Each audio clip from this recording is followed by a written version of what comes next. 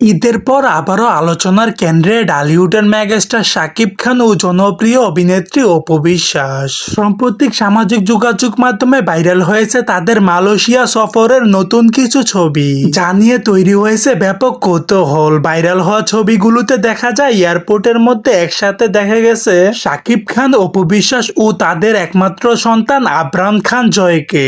শুধু এয়ারপোর্টের মধ্যেই নয়, আরো কিছু ছবিতে দেখা গেছে তারা একসঙ্গে একটি রেস্টুরেন্টের মধ্যে খাবার উপভোগ করছেন। পারিবারিক এই মুহূর্তগুলো ভক্তদের নজর কেড়েছে দারুণভাবে। এছাড়াও একটি ভাইরাল ছবিতে দেখা গেছে সাকিব এবং অপু বিশ্বাস একটি বিলাসবহুল ভিআইপি হোটেলের মধ্যে অবস্থান করেছেন, যা নিয়ে নতুন করে তৈরি হয়েছে নানা আলোচনা ও জল্পনা। অনেকে বলছে এটি শুধু সন্তানের জন্য একসাথে কাটানোর সময়, আবার কেউ কেউ মনে করছে তাহলে কি তাদের সম্পর্ক হয়তো বা নতুন করে গড়ে উঠেছে। সব মিলিয়ে মালয়েশিয়া এই সফরে যেন আবারও নতুন করে সাকিব জুটিকে নিয়ে তৈরি হয়েছে নতুন রহস্য এবং আগ্রহ।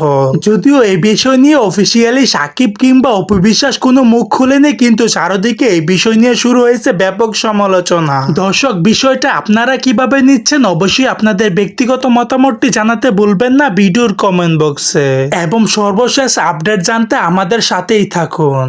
সো দর্শক, আজকের এই ভিডিওটি এই পর্যন্তই। যদি ভিডিওটি ভালো লেগে থাকে তাহলে ভিডিওতে একটি লাইক, একটি কমেন্ট আর অবশ্যই চ্যানেলটি সাবস্ক্রাইব করতে ভুলবেন না।